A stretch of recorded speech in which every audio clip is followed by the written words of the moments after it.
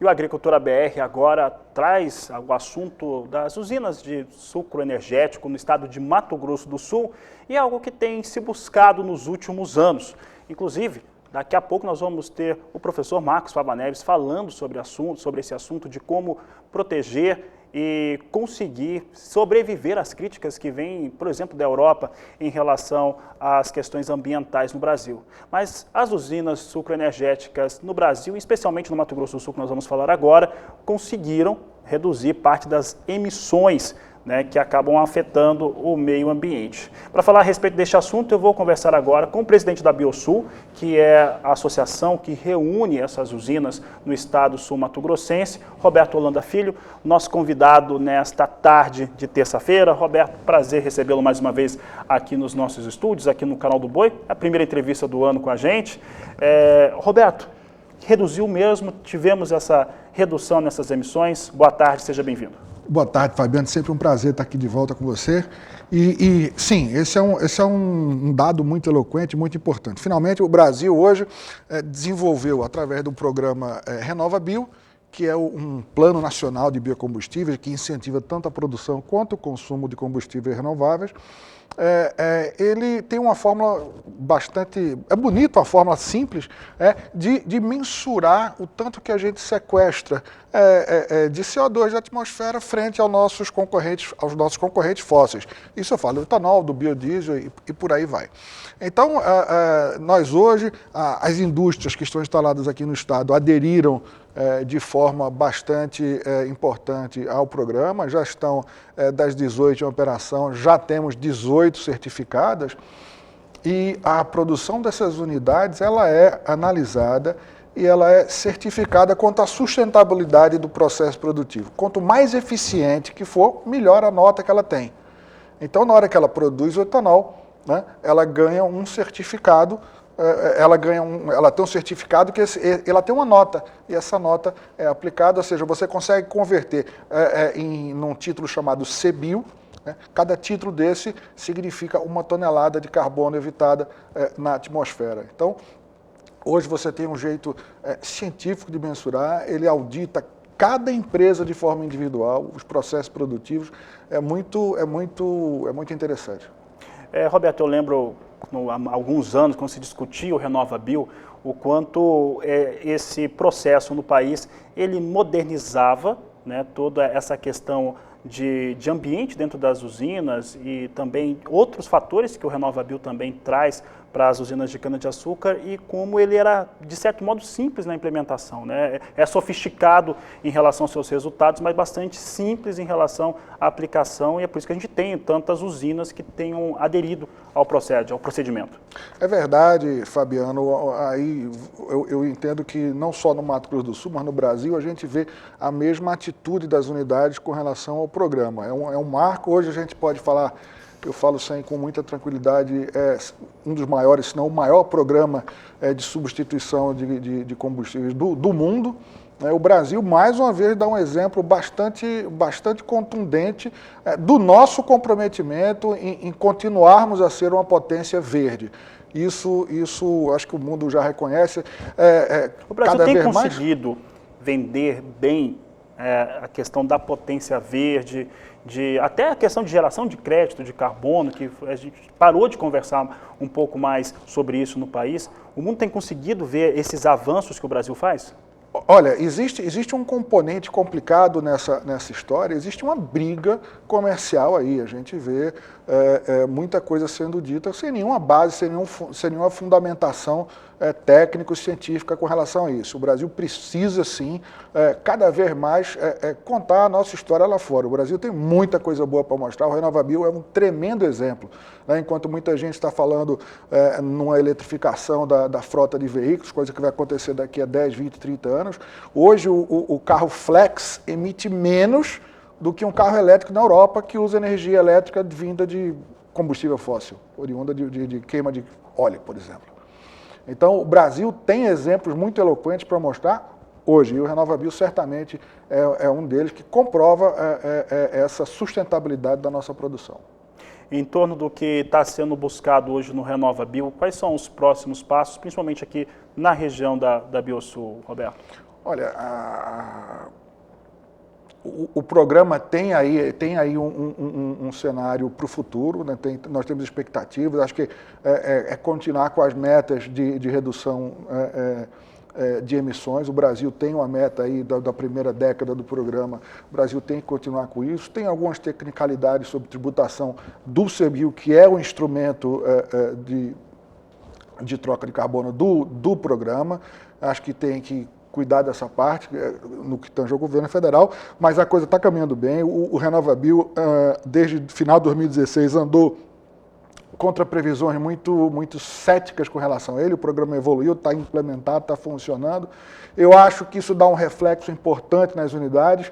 As unidades querem cada vez ter notas melhores e importante dizer, as unidades aqui do nosso estado têm notas excelentes com relação ao seu processo produtivo, mas ainda assim existe um investimento em fazer com que o nosso processo produtivo ganhe cada vez mais eficiência, cada vez mais sustentabilidade. A gente já nota isso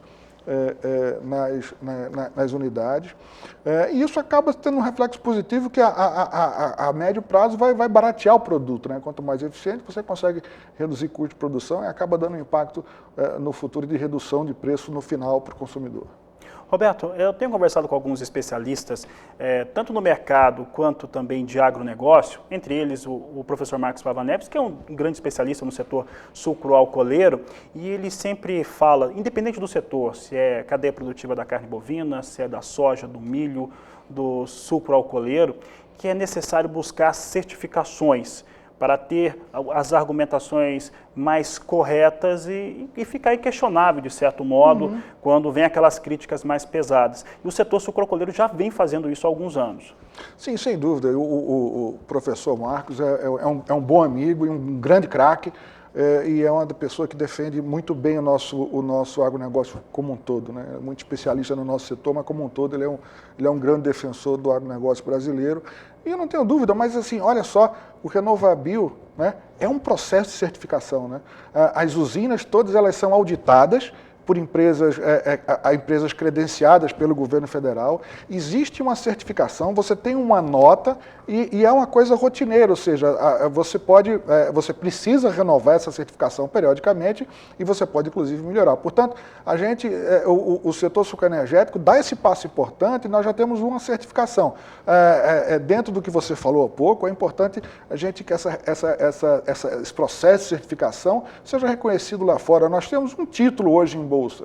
E esse é um processo importante. Esse título poderá ser comercializado lá fora também.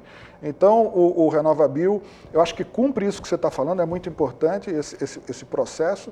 E, mais uma vez, aí você está vendo o meu entusiasmo com isso. Quando a gente começa a olhar para fora, onde você tem as partes não obrigadas a comprar o CBIO, que são as distribuidoras de combustíveis, pode comprar, você pode investir em CBIO, por exemplo, não somente para negociar, mas você pode também comprar um CBIO e cancelar, anular o CBIO, ou seja, eu posso te dar 1 tonelada de carbono evitado de presente, por exemplo. Então tem um horizonte muito importante e não tenha dúvida, né, essa parte de você fazer com que o CBIO tenha essa credibilidade lá fora também é muito importante.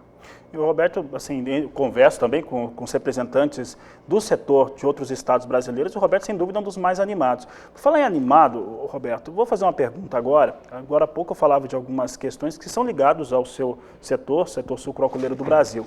E fazendo um paralelo com o que ocorria no ano passado, nessa mesma época, exatamente nessa mesma época, por volta do dia 8, 9 de fevereiro, faltava ali uma semana para início de carnaval, é exatamente após o carnaval aqui no Brasil que nós tivemos os problemas com o Covid ganhando o país inteiro. Isso mexeu com o consumo de etanol, tivemos também, por outro lado, no cenário internacional, petróleo perdendo muito preço, isso afetou demais o setor, e isso fez com que parasse a produção de etanol nos Estados Unidos, entre outros fatores, e aqui trouxe um ambiente que mostrava uma perspectiva ruim. Acabou sendo um ano que, claro, com Covid, uma pandemia, mas acabou sendo um ano até positivo por conta do açúcar, da produção do setor. E esse ano de 2021 nós temos o petróleo chegando ali de novo próximo a $60 o barril, nós temos uma retomada, acabei de falar, o setor de o setor de produção de etanol, as destilarias norte-americanas retomando o seu trabalho, boas perspectivas aqui no Brasil. Como que você acredita que vai ser esse ano de 2021?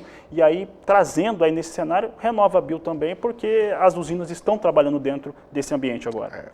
Fabiano, você fala que eu sou animado, eu sou mesmo, eu sou otimista, mas em fevereiro do ano passado estava difícil, né? Estava nervoso. Estava muito nervoso, estava difícil de dormir, a situação era muito complicada. A gente temia que as usinas tivessem que parar, porque os tanques iam encher. Depois que o tanque enche, você não tem mais como continuar a produzir. E os primeiros meses, março, abril, foram muito difíceis, né?